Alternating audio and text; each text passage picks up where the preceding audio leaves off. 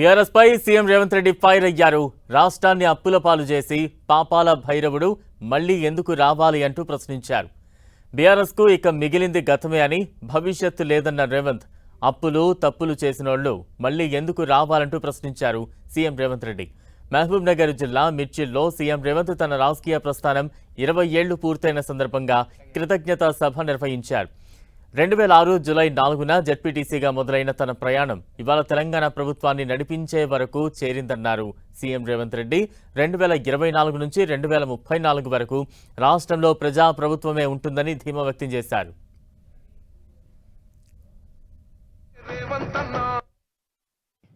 సరాసరిన 5,600 కోట్లు ప్రతి నెల మేము ఖర్చు పెడితే 10 ఏళ్లలో మీరు ఖర్చు పెట్టిందేందో లెక్కలు తేల్చండి.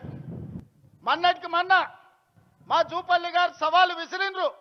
70,000 కోట్ల రూపాయల అప్పున్న రాష్ట్రాన్ని మిగులు బడ్జెట్ 16,000 కోట్ల రూపాయలతో మీకు అప్పచెప్తే 8,21,000 కోట్ల రూపాయల అప్పులు చేసిరు. ఇల్లు ఇయ్యలే, పెన్షన్ ఇయ్యలే, నిధులు ఇయ్యలే, నీళ్లు ఇయ్యలే, నిరుద్యోగ యువకులకు ఉద్యోగాలు ఇవ్వలే. మరి ఎందుకయ్యా వీళ్ళు ఇంతగానం రావాలి రావాలి అంటుర్రు?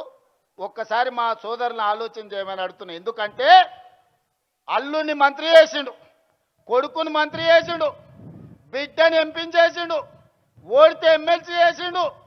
ఆయన సుట్టపు సడ్డకుని కొడుకు మందులు అందిస్తాడని రాజ్యసభ చేసిండు.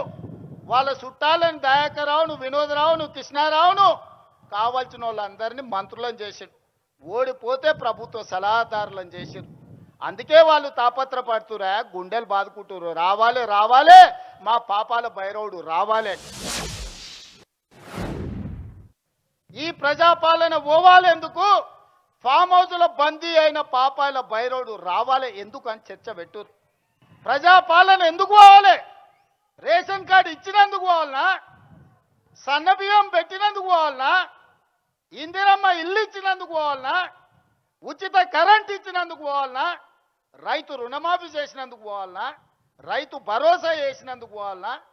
వరి వేస్తే ఉరేసుకున్నట్టే అన్న ఆ దుర్మార్గుడు చెప్తే 2,88,00,000 మెట్రిక్ టన్నుల ఒట్లు పండిస్తే చివరి గింజ వరకు కొని 80,000 కోట్ల రూపాయలు చెల్లించినందుకు ప్రజాపాలన పోవాలనా? డ్రగ్స్ అమ్మేటోళ్ళను, గంజాయి అమ్మేటోళ్ళను బొక్కల పెట్టి మక్కలిరగొట్టినందుకు ప్రజాపాలన పోవాలనా?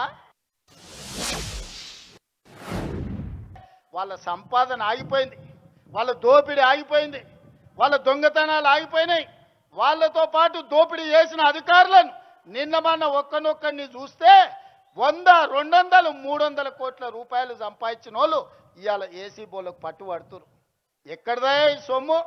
ప్రజలను దోసుకున్నది కాదా? గజ్వేల్ ఎర్రవల్లిలో 1000 ఎకరాల ఫామ్ హౌస్ ఎక్కడి నుంచి వచ్చింది? నీ తాతలు ముత్తాతలు ఇచ్చిందా?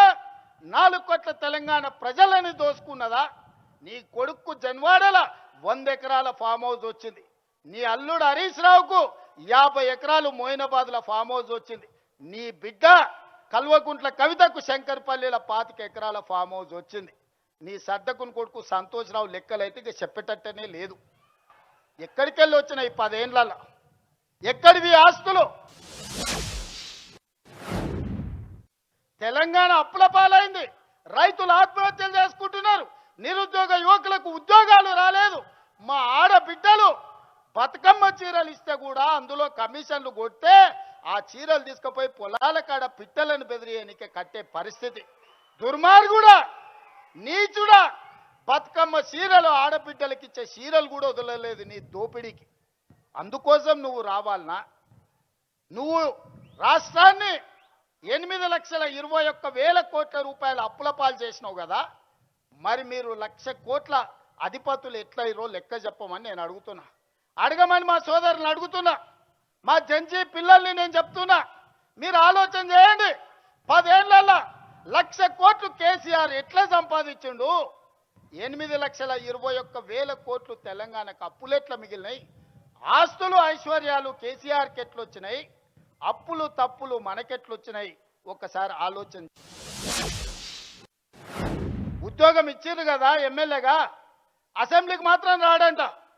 ప్రజల తరఫున మాట్లాడాడంట, ప్రజా సమస్యల గురించి ప్రస్తావించాడంట. అధికారంలోకి వస్తే మాత్రం దోసుకోవడానికి వస్తాడంట, దొంగతనం చేయడానికి వస్తాడంట. అందుకే నేను మొన్న చెప్పినా, ఇవాళ చెప్తున్నా, అరుంధతి సినిమాలో పశుపతిని ఎట్లయితే బూత్ బంగళాలో బంధించిన గొలుసులు పెట్టి ఈ పాపాల భైరవుడిని ఫామ్ హౌస్ లో 4 కోట్ల తెలంగాణ ప్రజలు గొలుసులేసి కట్టేసిండ్రు. అక్కడే కుంగి కృషించి పోవాలి తప్ప అధికారం అనేది మీకు కలలో మాట. ఏదైనా ఉందంటే అది మీకు గతమే, ఇక మీకు భవిష్యత్తు లేదు. మీ భవిష్యత్తు శాశ్వతంగా ముగింపు పలికిండ్రు తెలంగాణ ప్రజలు. అందుకే మిత్రులారా,